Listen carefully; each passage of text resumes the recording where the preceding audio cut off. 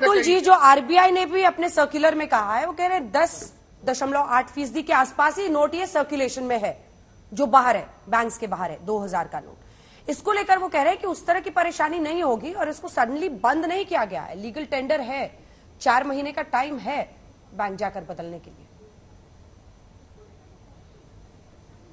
मेरी समझ में नहीं आ रहा अंजना जी, ये तो मैं अभी दूसरी दफा बोल रहा हूं, 4 बार बोल चुके हैं सरकारी प्रवक्ता। आपने उनको काफी अवसर दे दिया है बोलने के लिए। तीन विपक्षी पार्टियां हैं, मैं गिनता आपके तो दर्शकों उनको को सरकार है, वो वही जवाब देंगे ना अतुल जी। नहीं, 3 हो या नहीं, 3 नहीं है, 3 विपक्षी पार्टियां नहीं है, 3 उधर भी हैं। दोनों के विचार अर्थव्यवस्था में दिखाई पड़ गए हैं। जिन्होंने कहा, वो चाहे वो महाजन जी हो चाहे छेत्री जी हो, वो सब मत बोलिए, सब बैलेंस्ड है। मैं ये पूछ रहा हूं कि ये रिजर्व बैंक जब ये कह रहा है और अभी हमारे विद्वान प्रवक्ता ने कहा, और आप पारदर्शिता की बात करते हैं।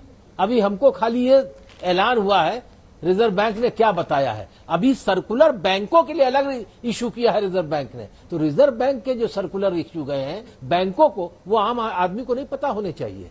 वो 1 टाइम है, 1 डे है, क्या है, ये नहीं पता होना चाहिए। पारदर्शिता का अर्थ ये कहां से हो गया।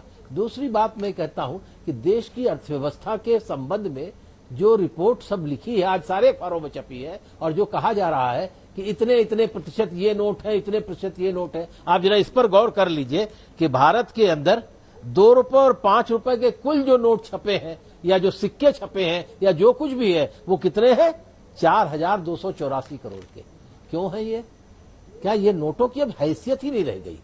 इतनी महंगाई बढ़ चुकी है, इतना आर्थिक संकट लोगों पर है कि लोग इस नोटों की, अब कोई इस नोट की, इस सिक्के की कोई वैल्यू नहीं है।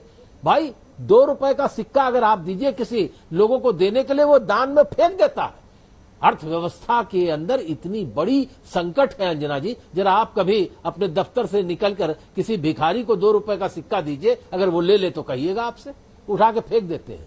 अर्थव्यवस्था की हालत खराब हो चुकी है, चकनाचूर हो चुकी है। ये जो नोटबंदी है, ये जो हदबंदी है, इससे क्या स्थिति बदलेगी? मुझे मैं चाहता हूँ प्रधानमंत्री जी, आप मन की बात इस बार इसी पर कर दीजिए। मन की बात बीजेपी के तमाम नेता और मंत्री लिख रहे हैं कि ये शराब घोटाले वाला मामला है, जिसकी वजह से इतनी ज्यादा परेशान हो गई आम आदमी पार्टी कि वो पीएम पर निजी हमला करने बीजेपी वाले तो क्या कहते हैं कि बातों औचित्य नहीं है, 2 मिनट में पलट जाती है। ये तो बोलते थे पहले 2000 के नोट में चिप लगी हुई है, उसके वो सेंसर चेक कर लेगा कहां इकट्ठा हुआ है, तो वो सेंसर कहां खत्म हो गया। वो इनको क्या जरूरत थी नोट बंद करने की? सेंसर चेक कर लेते, किसके घर में नोट रखे हो सब उठा के ले आते, किसके घर में, चाहे मेरे घर में चाहे किसी घर में भी होते, तो आपको क्या जरूरत थी नोट बंद करने की? मसला ये नहीं है, इनको जनता से कुछ लेना देना नहीं है, ना इनको जनता की फिक्र है कि जनता लाइन में लगे, जनता रोड पे मरे, इन्हें कोई फर्क नहीं पड़ता है। ये तो असंवैधानिक रूप से हर काम को करने के लिए तैयार रहते हैं। इनको दिल्ली की सरकार आप देख लीजिए, रात को 11 बजे ऑर्डिनेंस लेके आते हैं, किस लिए? कि दिल्ली की सरकार को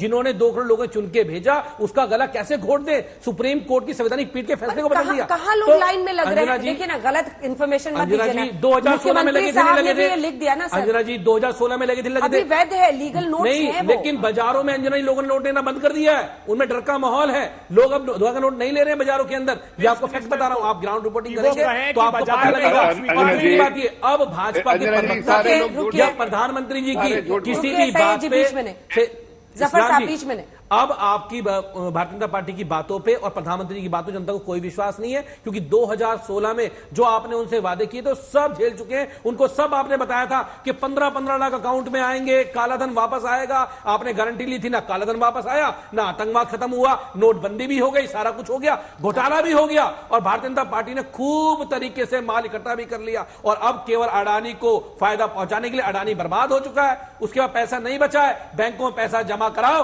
अडानी के में पहुंचाओ, जनता एलआईसी लूट लिया, सेल लूट लिया, रेल लूट लिया, सब कुछ लूट लिया, कुछ छोड़ा है आप लोगों ने? छेत्री साहब देखिए, क्या इसमें प्रॉब्लम आएगा? नहीं आएगा, क्योंकि अगर देखेंगे 500 रुपए का नोट एडुकेट है, प्लस क्योंकि डिजिटल पेमेंट आज सब यूज कर रहा है। आज के डेट में सब्जी वाले के पास भी जाएंगे, वो आज के डेट में डिजिटल पेमेंट यूज करता है, राइट?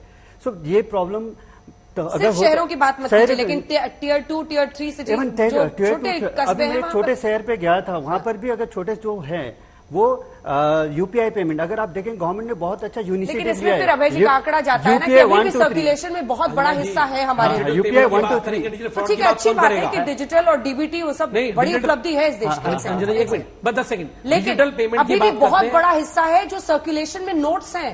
इसे आप पूरे भारत की बात कीजिए, एक हिस्से की बात मत कीजिए क्षेत्र से। अगर आप सर्कुलेशन नोट भी देखेंगे, देखिए 40% जो है अब सर्कुलेशन पे है, 60% तो मोस्टली अब डिजिटल ही लोग यूज करते हैं। मैं एक प्लेटफॉर्म को रन करता हूं जहां पर 10 मिलियन एसएमबीज है। मैं जब एसएमबी के साथ बात करता हूं, एसएमबी आज करता क्या है, ट्रांजैक्शन ऑनलाइन कर रहा है। अगर आप देखेंगे ट्रांजैक्शन 75% इंक्रीज हो गया है, 33% इंक्रीज हो गया कंपेयर टू लास्ट ईयर।